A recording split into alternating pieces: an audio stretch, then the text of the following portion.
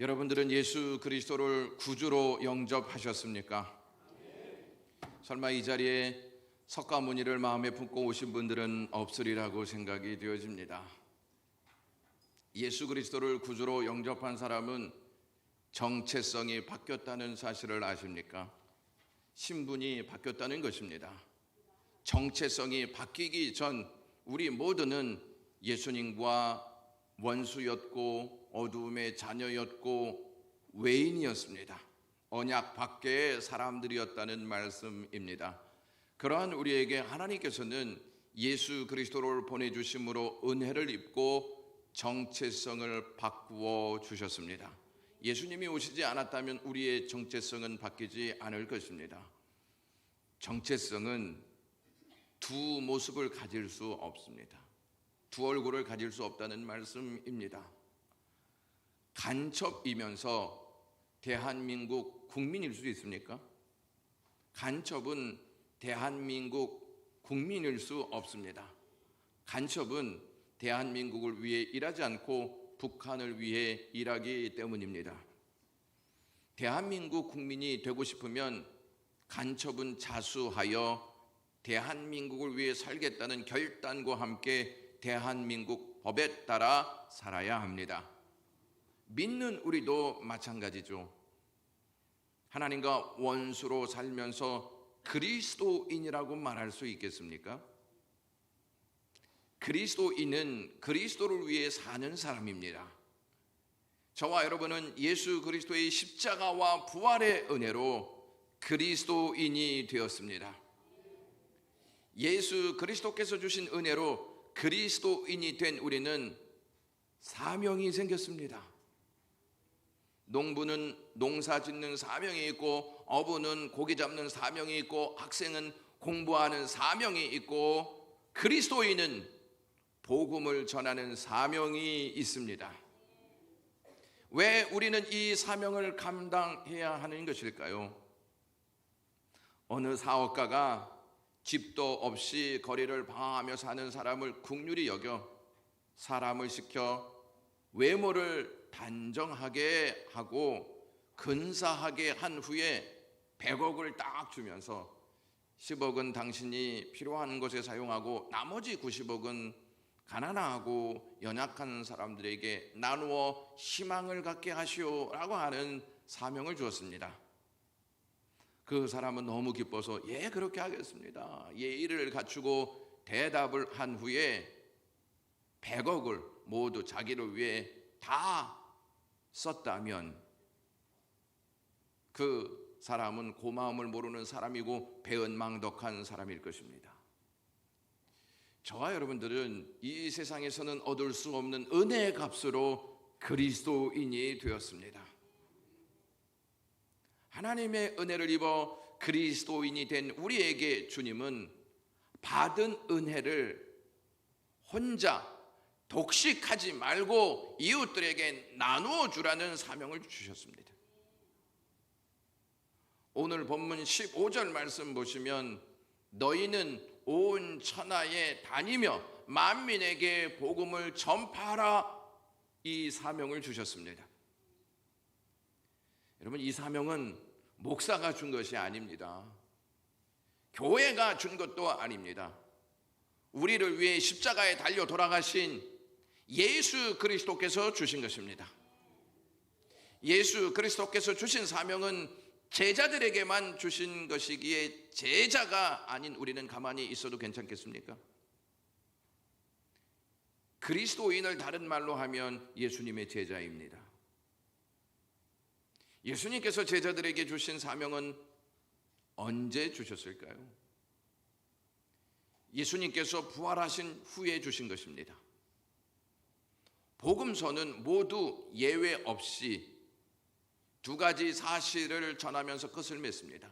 하나는 부활 소식을 언급하고요, 다른 하나는 복음 전파를 언급합니다. 그러니까 주님은 부활하셨습니다. 이것을 믿는 자들은 복음 전파의 사명이 있습니다. 이렇게 사복음서가 다 끝을 맺는다는 것입니다. 어쩌면 우리는 예수님의 부활 소식으로 끝을 맺었으면 하는 바람을 가지고 있는지 모릅니다. 그냥 예수님이 부활하신 다음에 아무도 모르게 슬쩍 승천하시기를 원했는지도 모릅니다. 그래야 힘든 복음 전파를 하지 않아도 되기 때문입니다. 우리는 그냥 주님의 부활 소식으로 기뻐하면서 살았으면 좋겠다 하는 마음이 있습니다. 그런데 복음을 전파하는 사명이 주어졌으니 얼마나 부담감이 많이 우리의 마음을 차지하고 있습니까? 복음 전파 사명은 주님을 모르고 살아가는 사람들에게 받은 은혜를 나눔으로 그들도 예수 그리스도를 믿고 정체성이 바뀌는 은총을 입게 해야 한다는 것입니다. 만약 복음 전파 없이 주님의 부활 소식만으로 기뻐하면서 사는 삶은 주님이 주신 은혜를 혼자 독식하는 것입니다. 여러분, 혹시 5월 셋째 주가 무슨 날인지 알고 계십니까? 목사님, 5월 셋째 주가 5월 셋째 주이지 무슨 날입니까? 여러분, 지금 이 시간부터 영어 공부를 좀 해보도록 하겠습니다. 셋째 주가 홈커밍 데이입니다. 그냥 우리가 해석해 보면 집으로 오는 날이라고 해석할 수 있습니다. 이 이야기를 딱 들으면서 요즘 주일에 웬만하면 교회보다 집에 있으려고 하는데 집에 있게 놔두시지 뭘 또 홈커밍 데이라고 하는 제목을 달아서 이 일을 벌이십니까? 라고 하는 분들이 있을지 모르겠습니다. 목사님, 집보다 편한 데가 없는데 왜 또 집 이야기를 꺼내서 그들을 집에 정착시키려고 하십니까? 이렇게 생각하시나요? 여러분, 참된 집이 어딜까요? 우리가 거하여야 할 참된 집이 어딜까요? 안방인가요? 아니면은 우리의 참된 집은 아버지가 계신 곳입니다. 오늘 2부와 3부에서 설교한 내용 중에 예수님이 마리아에게 누가복음 2장 49절에 내가 내 아버지 집에 있어야 될 줄을 알지 못하셨나이까? 라고 말씀하셨습니다. 예수님이 있어야 할 곳이 아버지 집이라는 것이죠. 그러면 우리는 하나님을 아버지라고 부릅니까? 안 부릅니까? 부르죠. 하나님을 아버지라고 부르는 사람들의 집은 교회입니다. 코로나로 인해 또한 여러 가지 이유로 교회에 안 나가라는 가나안 성도의 수가 계속 급증하고 있습니다. 안 나가를 거꾸로 하면 어떻게 되죠? 가나안 성도예요. 가나안 성도. 23년 통계입니다. 개신교 수가 771만 명으로 추정되는데 여기에 가나안 성도가 226만 명이나 된다고 합니다. 얼마나 많은지 모릅니다. 제가 이것을 조사하면서 한 가지 우려하는 마음이 생겼습니다. 5월 가정의 달을 맞이하여 금요 심야 기도의 주제가 뭐죠? 가나안을 향하여입니다. 그래서 제가 이 주제를 잘못 잡은 게 아닌가라고 생각이 들었습니다.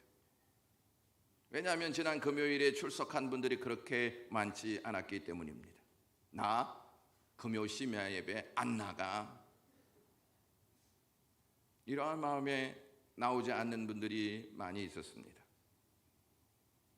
가나안 성도들이 급증하는 것에 대해 우리는 심각성을 느끼고 그들과 접촉하면서 그들이 하나님 앞으로 나올 수 있도록 인도해야 하는 사명이 있습니다. 홈커밍 데이는 교회를 출석하지 않는 성도들 또는 가족들을 다시 교회로 나올 수 있도록 인도하는 날입니다.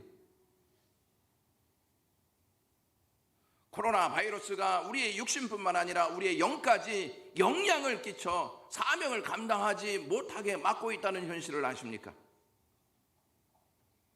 그들은 그들이고 우리는 교회 나오면 되지, 이러한 생각 속의 삶을 살아가고 계십니까? 여러분들은 그리스도가 우리의 구원자이심을 무엇을 통해 확실히 아십니까? 예수님이 우리의 구원자이신 거 여러분 아시죠? 무엇을 통해 그것을 확신하십니까? 여러분들은 객관식보다 주관식을 좋아한다는 사실을 저는 잘 알고 있습니다. 그래서 주관식이 아닌 객관식으로 문제를 내겠습니다. 1번 부활, 2번 죽음을 이기시고 다시 살아나심, 3번 무덤에서 살아서 나오심, 마지막 레저렉션입니다. 여러분 감을 잡으셨죠? 예수 그리스도의 부활이 우리의 구원자가 되심을 우리는 확신하고 있습니다. 그런데 예수님은 살아나셨는데 우리의 사명은 아직까지 살아있지 않고 죽어 있다면 과연 옳은 신앙이라고 말할 수 있겠습니까? 예수 그리스도가 다시 살아나셨는데 예수님의 제자들은 믿음이 죽어 있었습니다. 예수님께서 부활하신 후에 제자들을 찾아가십니다. 그들을 찾아가신 예수님은 제자들을 책망하십니다. 14절 말씀 보시면 예수께서 그들에게 나타나사 그들의 믿음 없는 것과 마음이 완악한 것을 꾸짖으시니 이는 자기가 살아난 것을 본 자들의 말을 믿지 아니함일러라. 여러분 주님께서 꾸짖으셨습니다. 됐어, 그래, 그렇게 살아, 그래, 내가 다 이해할게, 이렇게 말씀하시지 않았다는 점을 아셔야 합니다. 예수님은 꾸짖어야 할 것은 꾸짖으시고 사랑해야 할 것은 사랑하시면서 하나님의 역사를 우리에게 부여하신다는 것을 놓쳐서는 안 될 것입니다. 그들은 예수님의 부활을 들었습니다. 예수님의 부활 소식을 듣고도 주저앉아 있는 상태에 있었습니다. 아무것도 하지 않았습니다. 혹시 그들의 모습이 우리의 모습이 아닙니까? 예수님 부활하셨는데 우리는 아무것도 하려고 하지 않습니다. 요즘은 사람들이 관심 갖는 것을 싫어하기 때문에 전도하는 것도 망설여지지 않습니까? 다가가면 저쪽으로 가고 다가가면 도망가는데 그들을 전도해야 할 이유가 어디 있습니까? 이렇게 우리는 이야기하기도 합니다. 19세기에 미국의 부흥 전도자 무디 목사님이 있었습니다. 수십만 명, 수백만 명을 주님께로 인도했고 특히 주일학교 교육의 중요성을 일깨워준 분이었습니다. 그는 하루에 한 사람에게 반드시 복음을 전해야 한다는 목표를 세웠습니다. 그런데 어느 날 아무에게도 전도하지 못했습니다. 그날 밤 잠자리에 들었으나 책임을 완수하지 못한 죄책감 때문에 잠이 오지 않았습니다. 그래서 그는 다시 옷을 차려입고 거리로 나갔습니다. 밤중에 거리에 서서 말씀을 전할 대상자를 찾고 있는데 한 술 주정꾼을 만나게 되었습니다. 이 술 주정꾼이 다짜고짜 다가와서 그 무디 목사님의 멱살을 잡는 것이었습니다. 그에게 무디 목사님이 예수님을 아십니까? 라고 묻자 이 술 주정꾼이 예수라는 말을 듣자마자 화부터 벌컥 내면서 호되게 이 무디 목사님을 반응했습니다. 무디 목사님은 너무 무서워서 집으로 돌아왔습니다. 그 후 3개월이 지나 문을 두드리는 소리를 듣고 문을 열어보았더니 3개월 전에 그 술 주정꾼이었습니다. 그 술 주정꾼이 고백하기를 그날 밤 예수를 아느냐라고 하는 말에 크게 화를 냈으나 그로부터 그 말이 내내 귓전에서 떠나지 않았다고 합니다. 계속 예수를 아느냐, 예수를 아느냐, 예수를 아느냐. 그래서 예수 믿기로 작정했다는 것입니다. 복음의 씨는 무디 목사님이 뿌렸지만 자랄 텃밭의 심령은 성령께서 내내 붙들고 계시다는 것입니다. 열매 맺게 하시는 분은 성령님이시라는 것이죠. 전도를 하다 보면 복음을 잘 받아들이는 사람을 만나기도 하지만 기독교인들에게 상처를 입고 복음에 대한 거부감을 가진 사람, 기독교를 싫어하는 사람, 다 종교인들도 만나게 됩니다. 그래서 이런 사람들에게 복음을 전하다 보면 여러 가지 무안당하는 일을 경험하게 되죠. 그럴 때 그들에게 맞서지 않아야 합니다. 당신이 힘이 세요, 내가 힘이 세요, 이렇게 버럭 화를 내고 심자랑해서는 안 된다는 것이죠. 정중하게 복음을 전하는 일에 지혜를 발휘해야 합니다. 복음을 들고 이리들이 우글거리는 세상으로 가는 제자들에게 뱀 같은 지혜가 있어야 속지 않는다라고 예수님께서 말씀하셨습니다. 마태복음 10장 16절 말씀 보시면, 보라 내가 너희를 보냄이 양을 이리 가운데 보낸 같도다. 그러므로 너희는 뱀같이 지혜롭고 비둘기같이 순결하라. 지혜와 순결이 같이 가야 합니다. 지혜는 있는데 순결이 없으면 복음 전도에 방해가 된다는 것을 여기서 우리가 배울 수 있습니다. 부활하신 예수님은 40일 동안 지상에 계시면서 확실히 많은 증거를 통하여서 친히 하나님의 나라가 이 땅에 임하였다 하는 사실을 알리셨습니다. 그리고 무엇보다 부활 신앙 속에 이 십자가와 부활의 복음을 전파해야 함을 제자들에게 간곡히 말씀하셨습니다. 여러분 15절에 너희는 온 천하를 다니며 복음을 전파하라 이렇게 말씀하셨는데, 여기서 다니다라는 이 동사가요 강조되어 있습니다. 다니다라고 하는 이 말은 적극적으로 하라는 말입니다. 소극적으로 하지 말라는 말이에요. 그러니까 온 천하를 다니는데 적극적으로 다니라는 것입니다. 온 천하와 만민은 전도의 대상이기 때문이라는 사실을 우리에게 알려주십니다. 전도의 대상은 인종을 제한해서는 안 되고 인종을 뛰어넘어야 합니다.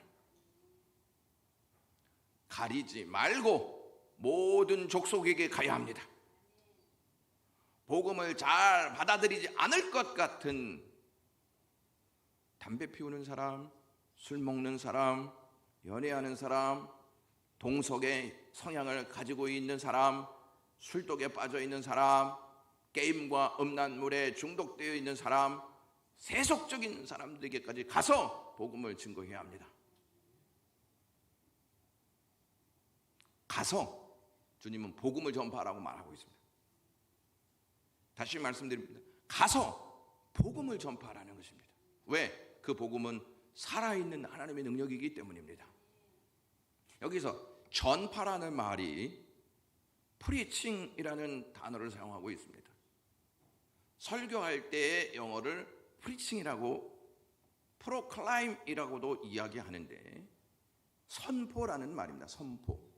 복음을 선포하다, 십자가를 선포하다, 부활을 선포하다, 살아있는 복음이기 때문에 선포하는 것입니다. 만약에 복음이 주보고 있으면 복음 선포는 가짜입니다.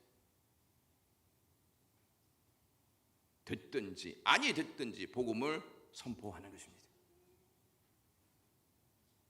우리는 이 말씀 앞에서 여러 가지 한계 사항을 말할 수 있습니다.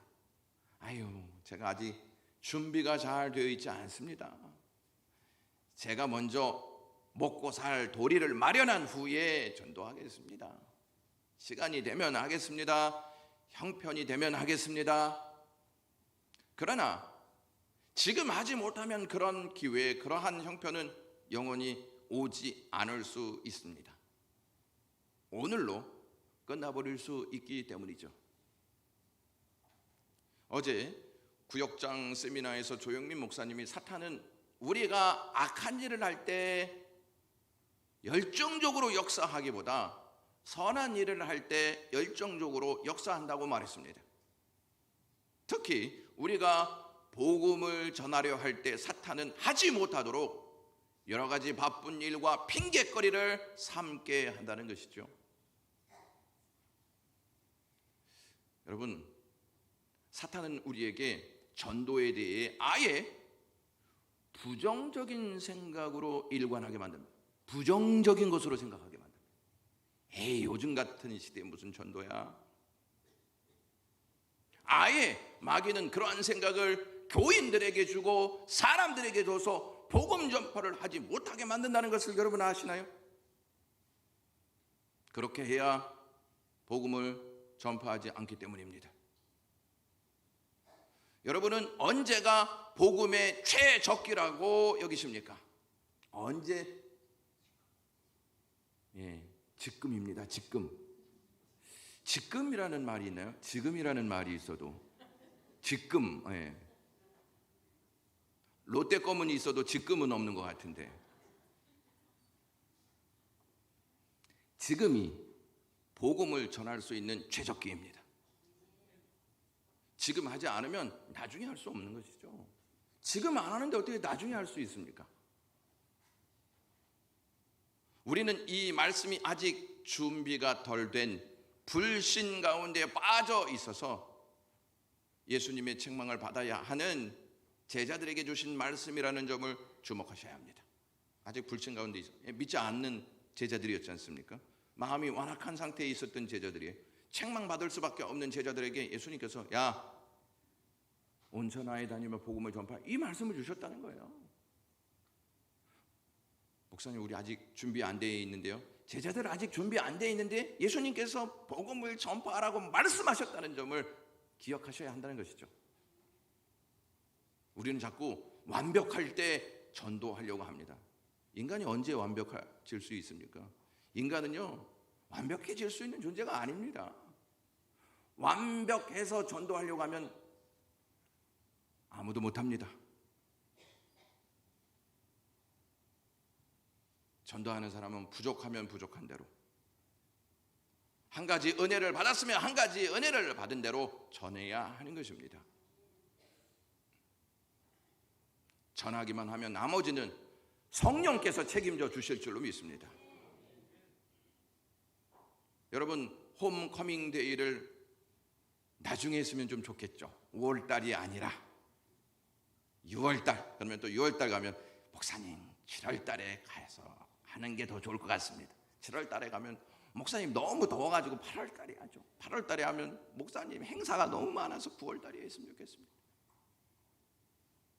그리고 이런 마음을 가지고 있는 분들도 없잖아 있을 줄 생각합니다.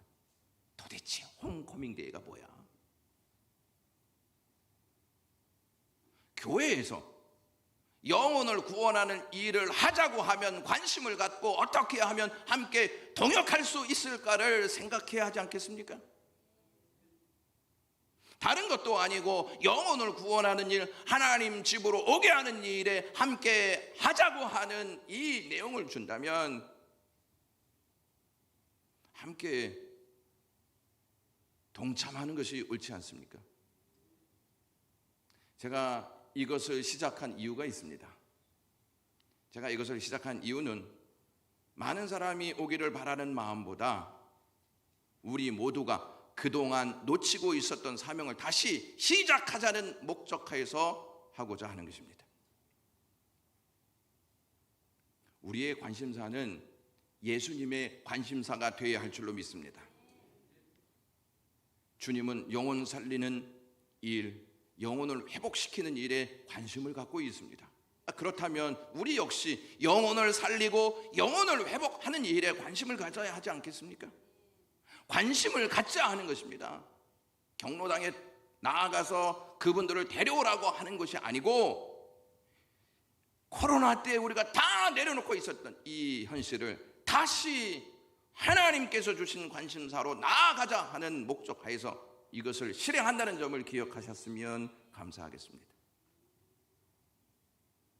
그래도 영광교회가 고무적인 것은 수요일과 금요일 그리고 토요일에 권사님들, 집사님들, 권차님들이 나서서 전도지를 가지고 전도한다는 것입니다.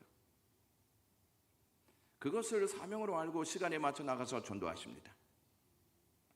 그분들이 시간이 남아서 전도하는 것이 아닙니다. 그것을 사명으로 여기기에 시간을 내어 전도하는 것입니다. 또한 수요일에는 주일학교 부장님과 선생님들 그리고 교역자가 학교 앞으로 나가 전도합니다. 여러분, 교회가 능력이 있어서 전도하는 것이 아니라 복음을 전하면 능력이 생깁니다. 무슨 말이냐면 예수님은 제자들에게 온 천하에 다니며 만민에게 복음을 전파하라 말씀하시고 17절과 18절에 이렇게 말씀하십니다. 믿는 자들에게는 이러한 표적이 따르리니 곧 그들이 내 이름으로 귀신을 쫓아내며 새 방언을 말하며 뱀을 집어올리며 무슨 독을 마실지라도 해를 받지 아니하며 병든 사람에게 손을 얹은즉 나으리라 하시더라. 무슨 말씀입니까? 믿고 복음을 전파하기 시작하면 이러한 역사가 나타난다는 것입니다. 귀신들이 쫓겨나가는 역사가 나타나고 방언이 나타나는 역사가 일어나고 뱀을 집어올리는 역사가 일어나고 독을 준다 할지라도 능히 이길 수 있는 역사가 일어난다고 주님께서 말씀하십니다. 하나님은 믿고 복음을 전하는 자들에게 표적과 능력을 베푸십니다. 우리는 자꾸 능력이 있어야 전도할 수 있다고 생각합니다. 그런데 복음을 전해야 능력이 생깁니다. 여러분, 교회에 능력이 있기를 소망하십니까? 별로 능력이 있어도 좋고요. 저는 별로 관심 없습니다. 정말 교회가 능력 있는 교회가 되기를 원한다면 계속 전도의 사명을 감당하는 것입니다. 전도의 사명을 감당할 때마다 하나님께서 믿는 사람들에게 은혜를 베푸셔서 능력이 나타나는 역사를 우리에게 허락하신다는 것이죠. 여러분, 한국교회 점점 하나님의 능력이 사라지고 있다는 사실을 아십니까? 그 이유가 무엇입니까? 다양하겠지만 복음을 전하는 자에게 주시겠다는 능력을 믿지 않기 때문입니다. 히틀러 정권에 항거하다가 8년 동안 옥을 치른 마틴 리 밀러라고 하는 목사님이 있었습니다. 옥고를 치른 후에 위대한 책을 썼습니다. 전쟁 책임 고백서라고 하는 책입니다. 이 책을 쓰고 발표했는데 그 책 가운데 이러한 간증이 나옵니다. 이 전쟁이 끝날 무렵 어느 날 이 목사님이 7번이나 똑같은 꿈을 꾸었다고 합니다. 많은 사람이 한 줄로 서서 하나님의 심판을 받는데 심판대 앞에 선 사람들은 한 사람도 뒤를 돌아보지 못하고 자신만 바라보고 자신의 죄를 하나님께 고백을 했습니다. 그리고 용서를 구했습니다. 이 목사님도 그 대열에 서 있는데 어떤 한 사람이 이상하게 죄를 고백하지도 않고 회개하지도 않고 뒤를 돌아보면서 자꾸 변명만 하더라는 것입니다. 그래서 그가 누구인가 자세히 바라보니 그가 다른 사람이 아니라 바로 히틀러였다고 합니다. 그때 하나님께서 니밀로 목사님에게 하신 말씀이 히틀러가 이렇게 된 것이 바로 내 책임이다라고 말씀하셨다는 것입니다. 이 말을 들은 목사님은 소스라치게 놀랐습니다. 그러면서 이렇게 말했습니다. 내가 8년 동안 히틀러 정권에 대해 항거만 했지 한 번이나 그에게 전도를 했느냐? 내가 히틀러에게 전도했더라면 그가 무서운 폭군이 되어 전쟁을 일으키지 않았을 것이 아니냐? 전쟁을 일으킨 죄값이 바로 내가 전도하지 않은 데 있다라고 했다는 것입니다. 그래서 이 목사님이 가슴을 치고 통곡하면서 이 전쟁의 책임이 바로 나에게 있구나 고백하며 회개했다고 합니다.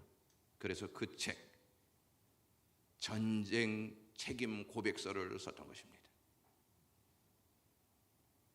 저와 여러분들의 사명은 복음 전파에 있습니다. 복음 전파는 미뤄서는 안 되고요. 지금 해야 하는 것입니다. 기도하겠습니다. 하나님 아버지, 오늘도 이 말씀을 들었습니다. 우리에게는 사명이 있다는 사실을 놓치지 않게 하여 주시기 원합니다. 주님께서 이 땅에 사명을 가지고 오셔서 우리를 구원하신 역사를 말씀을 통해서 봅니다.